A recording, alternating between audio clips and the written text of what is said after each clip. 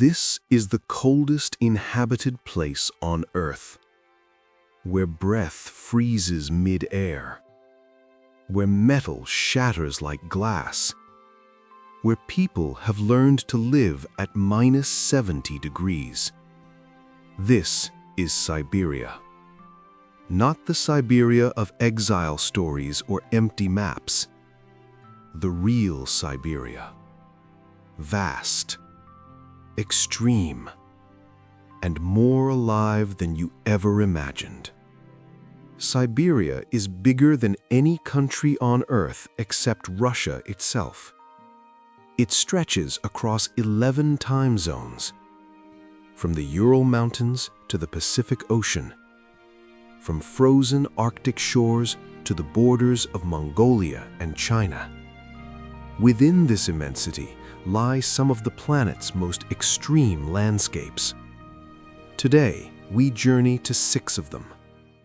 Lake Baikal, the Sacred Sea, Oymyakon, the coldest permanently inhabited settlement, the Lena Pillars, stone towers rising from a frozen river, Yakutsk, the world's coldest city, the Valley of Death in the Sakha Republic, and the sacred lands of the indigenous Evenki people. Each place challenges what we think is possible. Each one reveals a Siberia the world rarely sees. Let's begin. Our journey starts at Lake Baikal, the Sacred Sea. You stand on its shore in winter. The surface is frozen solid. Ice stretches to the horizon. But this isn't ordinary ice. It's crystal clear, transparent.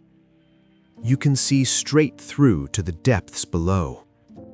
Cracks run across the surface like lightning frozen in time. Pressure ridges rise up like small mountains. Some ice formations look like sculptures, turquoise, glowing, otherworldly. Lake Baikal is over 25 million years old, the oldest lake on Earth, also the deepest, 1,642 meters at its deepest point. It holds 20% of the world's fresh water, more than all the Great Lakes of North America combined.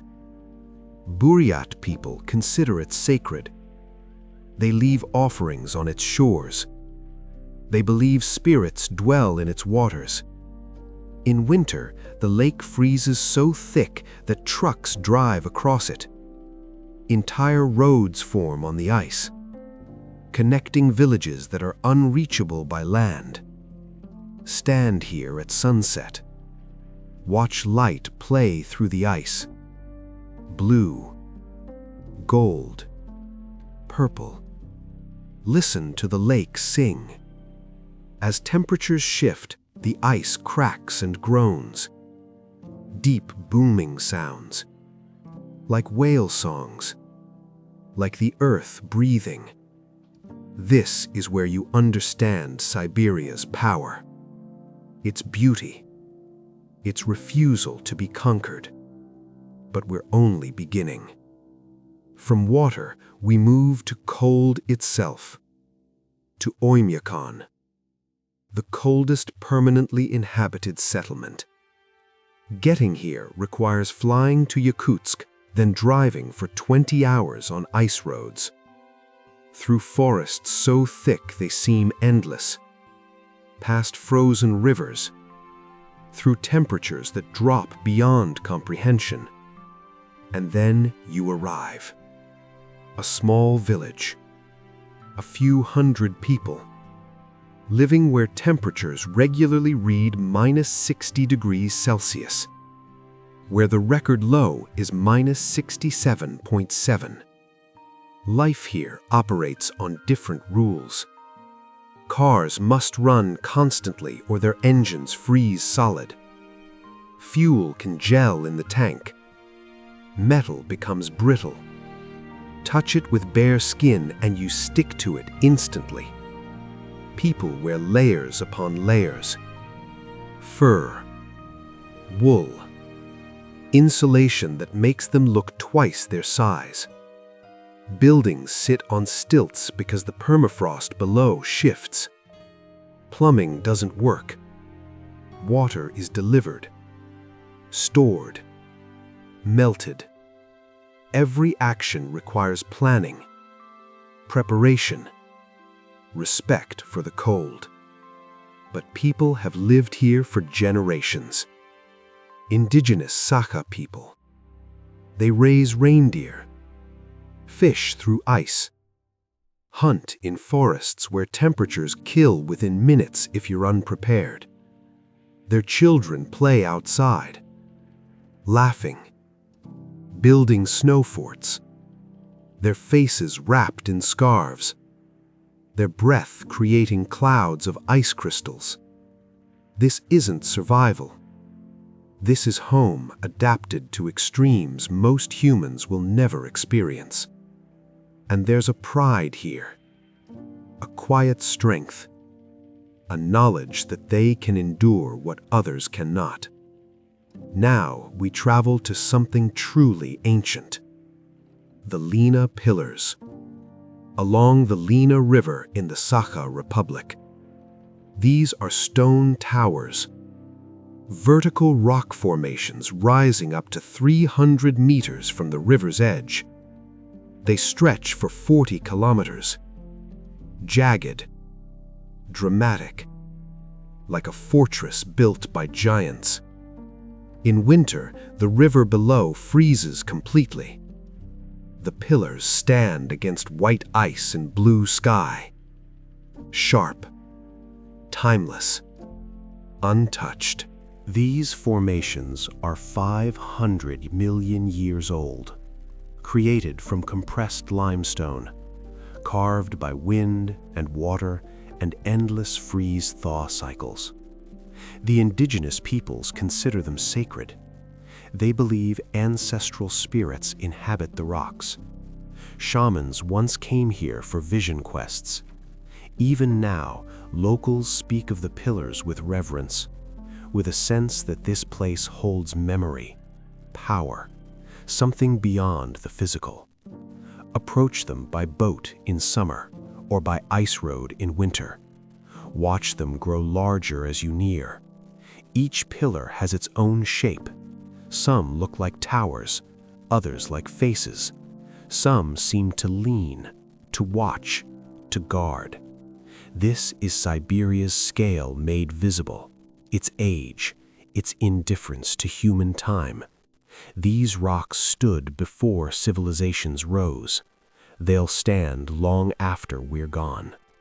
Next, we enter the world's coldest city, Yakutsk, population 280,000, built entirely on permafrost. The ground here never thaws. Even in summer, dig down a meter and you hit ice. Buildings rest on concrete piles driven deep. Roads buckle and crack. Maintenance is constant.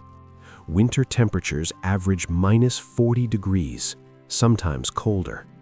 And yet, life continues, vibrant, resilient, unexpected. Walk through the central market in January. Vendors sell fish frozen so hard they stand upright like statues. Meat is stacked in piles, no refrigeration needed. The air itself is the freezer. People move quickly between heated buildings. The city has theaters, universities, museums, restaurants where locals eat stroganina, thinly sliced raw frozen fish, a delicacy, a tradition stretching back centuries. The Sakha people, also called Yakuts, are the majority here. They've lived in this region for over 1,000 years.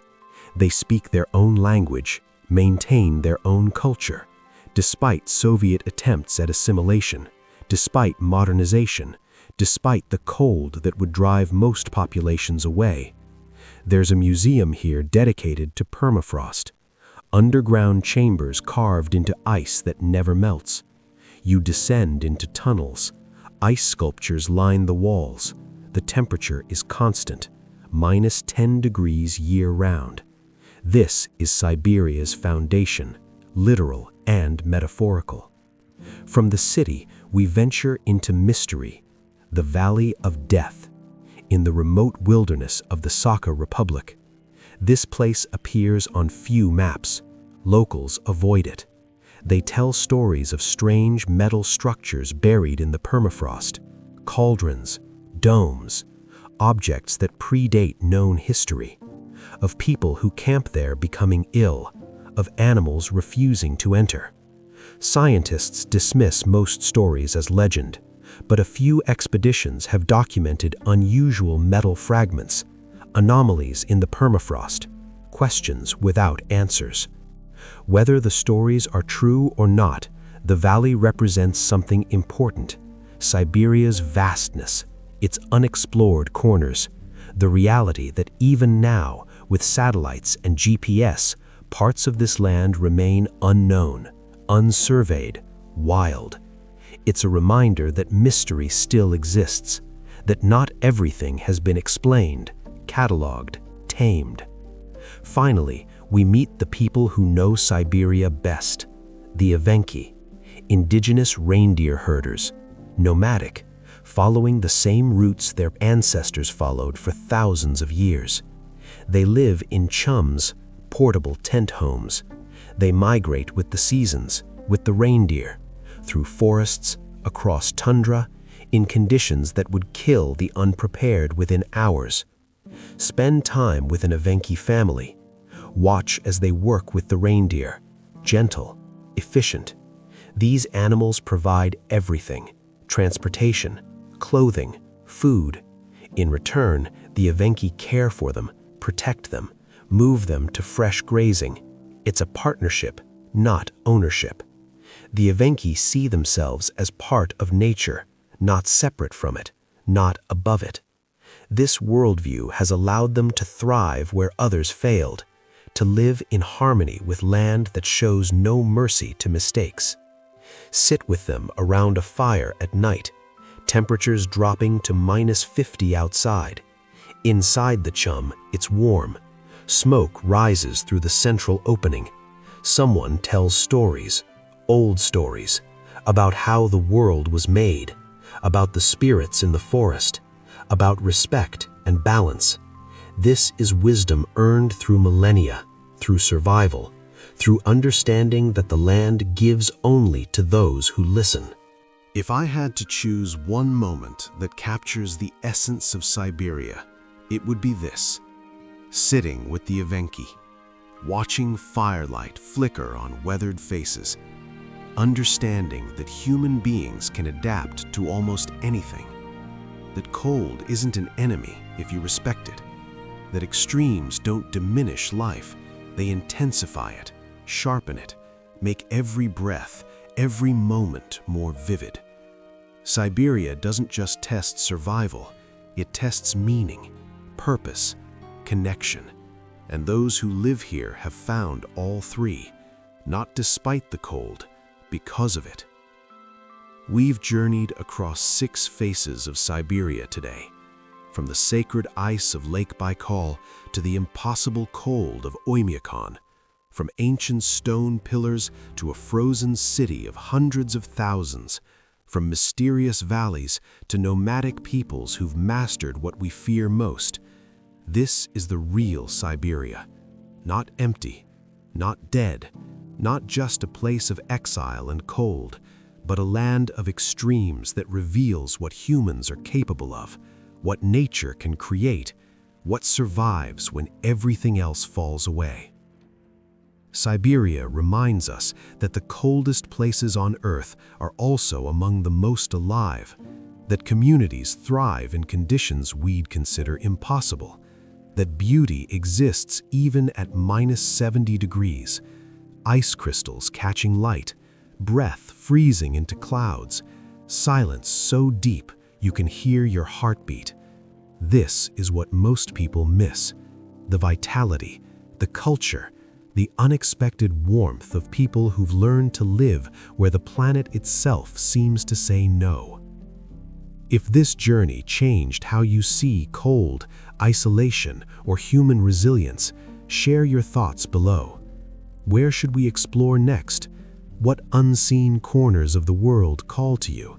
And if you want to continue discovering the planet's most extreme and beautiful places, subscribe, because there are so many stories still waiting, so many places that will redefine what you think is possible. Until then, remember this: Siberia isn't the end of the world, it's the beginning of understanding. That we can live anywhere, adapt to anything, that cold is just cold, and life finds a way. Always.